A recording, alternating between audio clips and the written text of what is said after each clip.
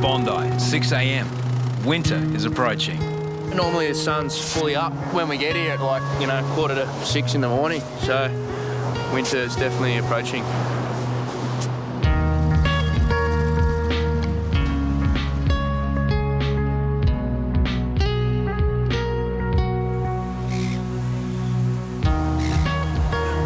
Middle of summer, at this time, there'd be hundreds of people on the beach, training or sleeping or whatever, and it just seems to be backing off a bit.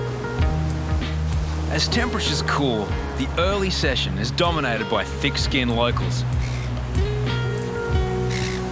After a sort of mad summer season, it's really good just to scale it back and try and have a bit of a relaxing day at Bondi instead of a hectic one. But Mouse isn't going to get his wish. At 8:30, a man comes to the tower. His friend has been missing after going for a late-night swim. Last seen about 3:30 in the morning, Yeah. Around the rocks. Around the rocks, yeah. Is he known to has he got erratic behaviour or anything like that?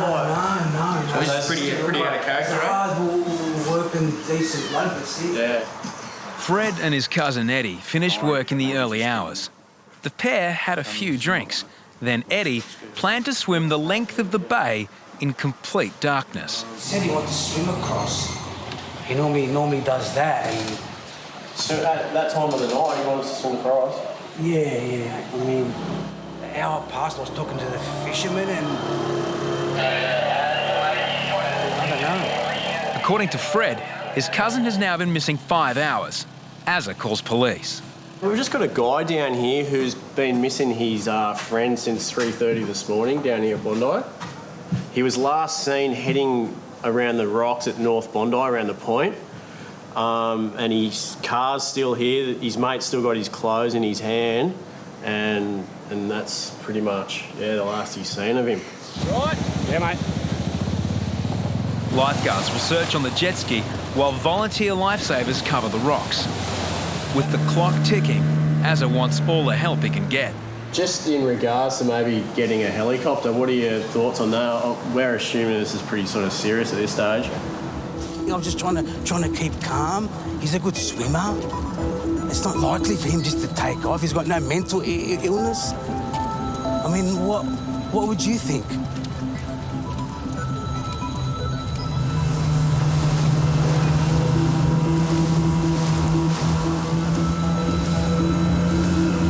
Then news from volunteer lifesavers.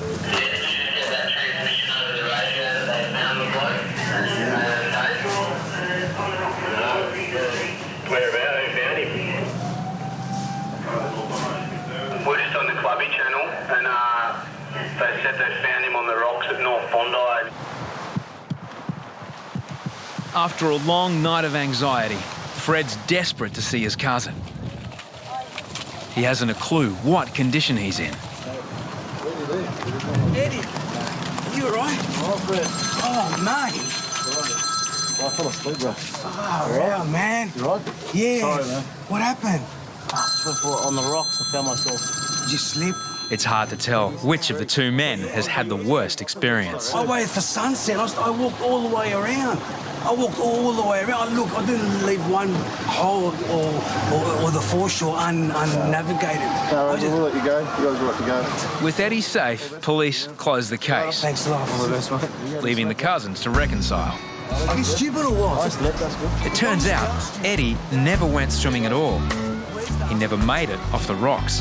I slipped down and I just sat there. I said, I'm not going to climb this. I was a bit scared. So I said, I'll just wait, see what happens, and then I fell asleep. And I woke up about 8:39. I totally suggest don't go for a swim at night. Eddie can finally get on with what he came for. Now I feel like a swim. I feel like cooling off. Yeah, have a little swim.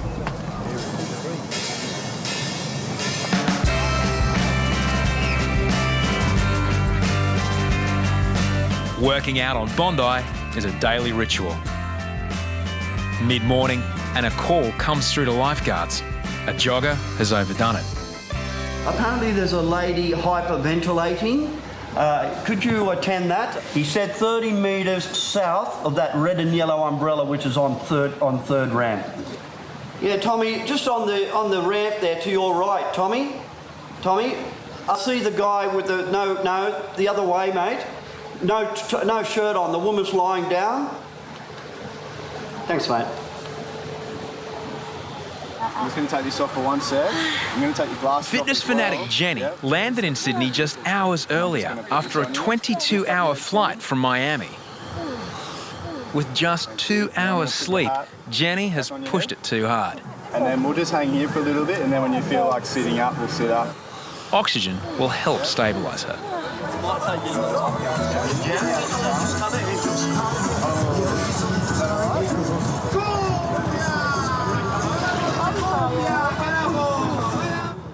Harries decides that Tom could do with some backup.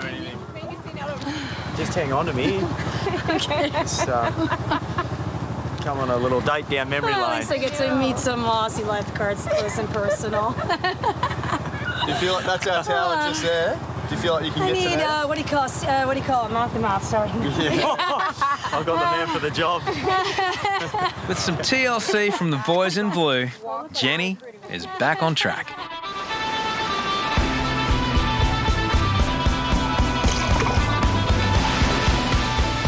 With winter approaching, beachgoers savour the last remnants of summer.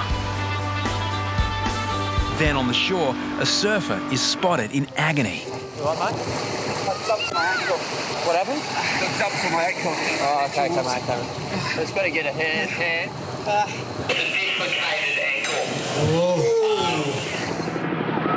Take me back to the sweet times, the hot nights. Everything is gonna be alright in the summertime. Baby, in the summertime, that is where I'll be. I'll try and get your leggy off.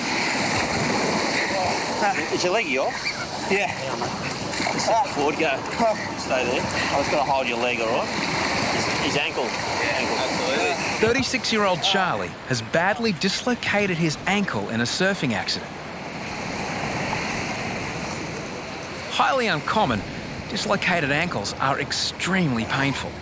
I'll hold it, mate. Charlie's adrenaline will mask some of the pain, but not for long. Looking a fair amount of pain. I'll probably grab a whistle and call an ambo.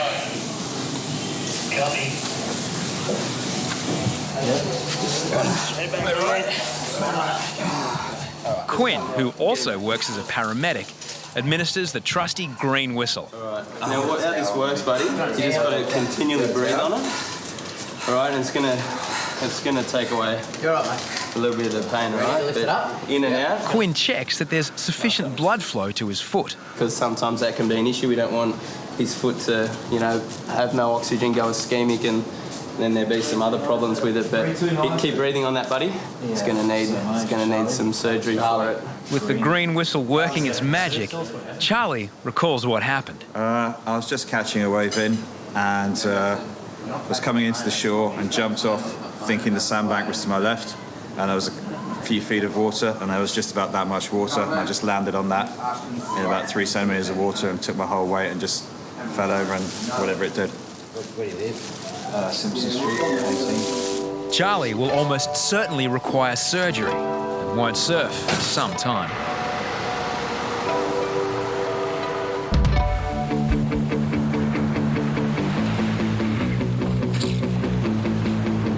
Bondi's lifeguards are never short of customers. All ages, shapes, nationalities and genders find themselves on the blue rescue boards.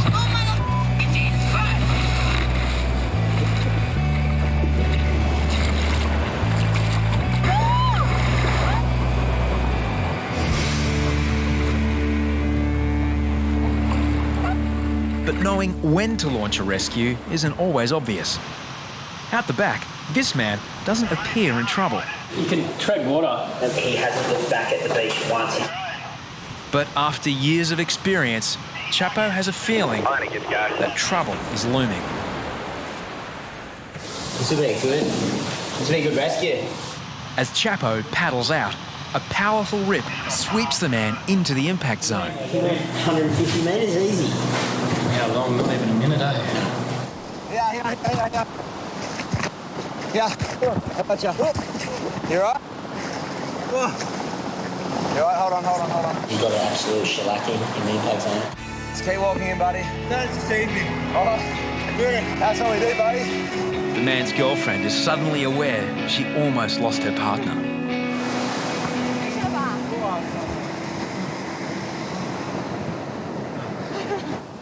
笨死了你啊！想啥呢？想啥呢？我不知道这样来了好几个了。笨死了，那么多沙子你都不知道的。 Lucky to have been spotted, 26-year-old student Leo appears stable, but he's showing signs of nausea. Lifeguards will need to watch him closely. For now, there's a bigger problem.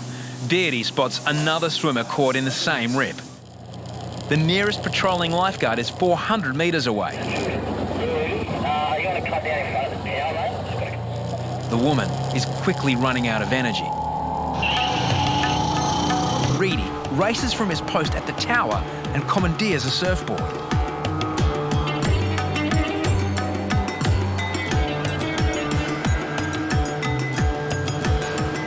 As he approaches her, he spots another woman in worse trouble further out to sea.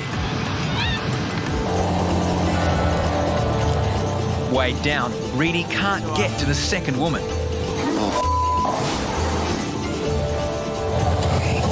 Louis finally backs up and puts the 9-foot rescue board into top gear.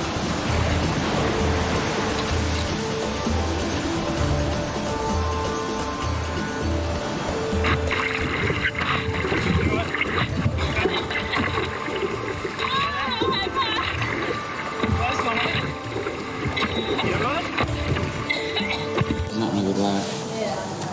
Bondi Central to Danny. Yeah, I think the one what Luke's got on the board, taking in a fair bit of water. She was pretty much under when he got out of there.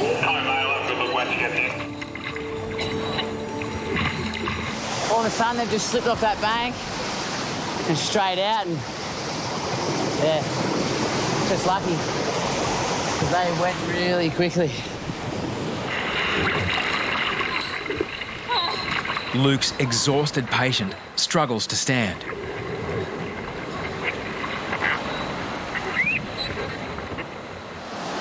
Just want to sit down for a second because swallow a bit of water, you know. All right. You good? All right. The two friends are on business from China. 我刚才游着就踩不到地了，然后我们这个同事就拼命的呼救，然后多亏你们就是驾着帆船过来了，要不然我们俩真的不知道今天会有什么样的结果，非常感谢，谢谢。不客气。谢谢。非常感谢。太可怕了，真的，太可怕了。哦。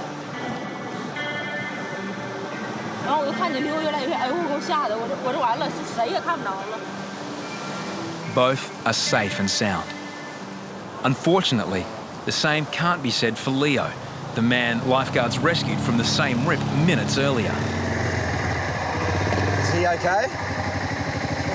He doesn't look okay. No, I'm feeling dizzy. Dizzy? Yeah. Dizzy. Alrighty, we might give you a bit of oxygen. We might get you out of the sun as well. Do you want to come with us, get him out of the sun? Yeah. First aid bed. Do you need to vomit? Yeah. If there's water in his lungs, Leo is susceptible to a lethal condition called secondary drowning. We might get an ambulance. Shout to Luke. Get an ambo for him. He's feeling sick. He's had a few cups of salt water, plus a swim in the rip. Oh, there it is. Oh, there it is some more. You okay? This is a hospital case. Yeah, he's definitely had sushi. Just pulled a guy out of the water and he's just swallowed a bit of salt water and he's just vomiting, just feeling a little ill. Right to the left. Bad chicken or drowning experience, one of the two. Chicken on the way. Are you honest? Doctors will x-ray Leo's chest to determine if he has water in his lungs. He wasn't looking good. That's cool, you were.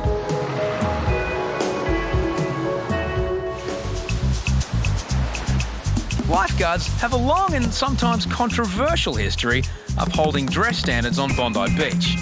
Topless bathing is now common, but some people have a rather oddball dress sense. Fix your shorts up, mate. Fix your shorts up. Your are hanging out of your shorts. Yeah. All good. That's not here about that. That's all right, man. Big big ones. Yeah, that's all right.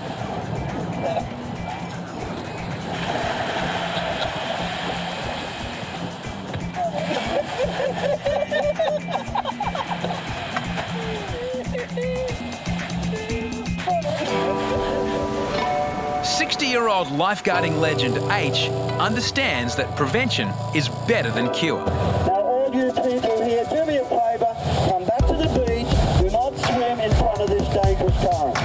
But keeping wayward swimmers out of danger is easier said than done. I'd like to know how many hours we spend trying to herd. It's a good analogy, herd, because they're like sheep. Come straight in. Just come towards me like this. Come towards me. The young blokes are cooler than me. I'm sort of, the older I get, the less cool I get with what goes on down here. It makes me nervous. It really, really does. I'm seeing near fatalities. It's just disorder down there, you know?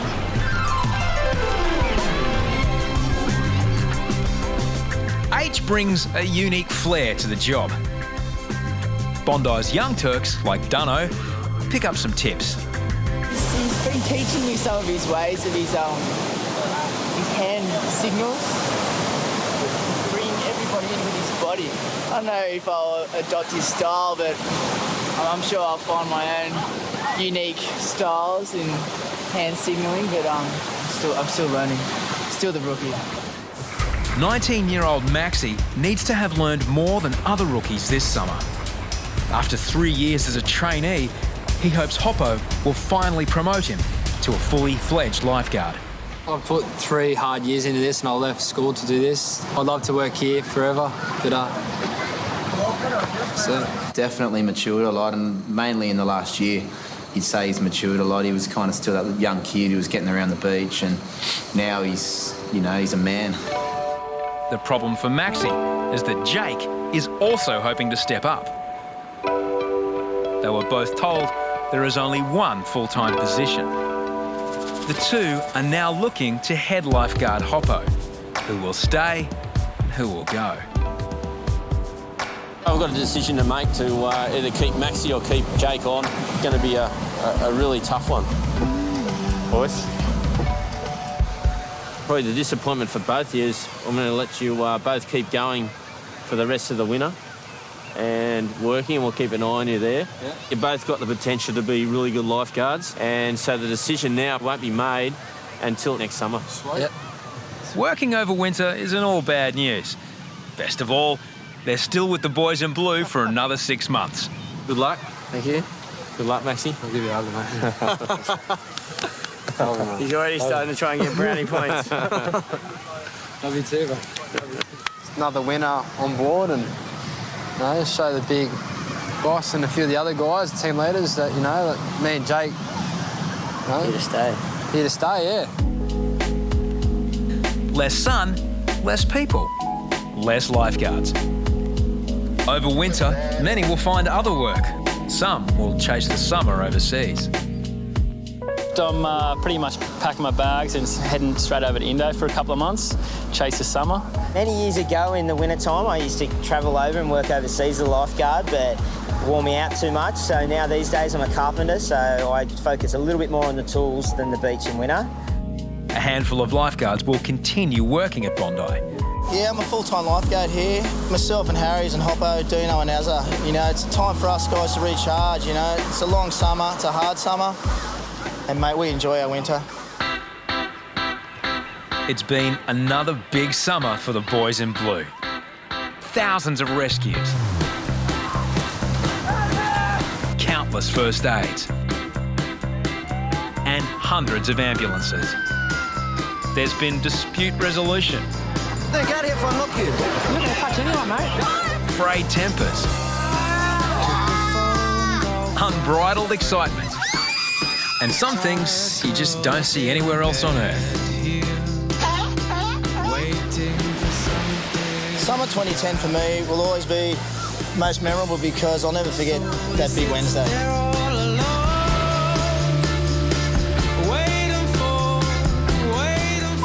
What's wrong with people when they're off their head? The lifeguard challenge, I didn't actually go in it, I was injured, thank God.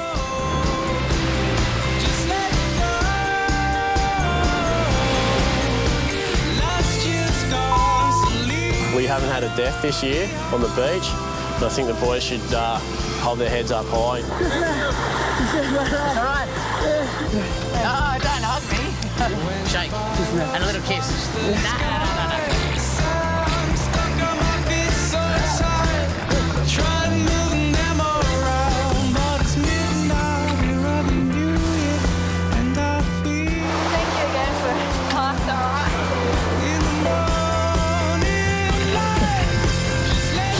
I'm in a lot of trouble here.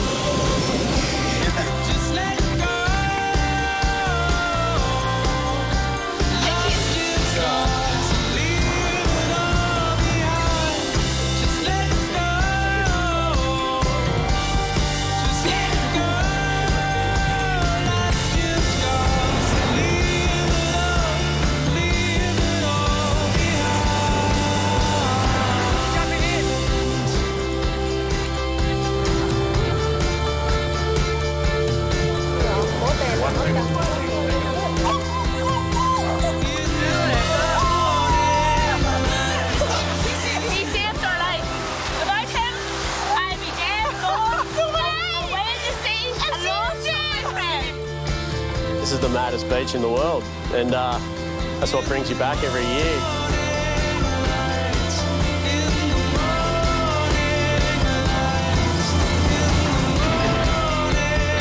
Mate, we are done. Beautiful.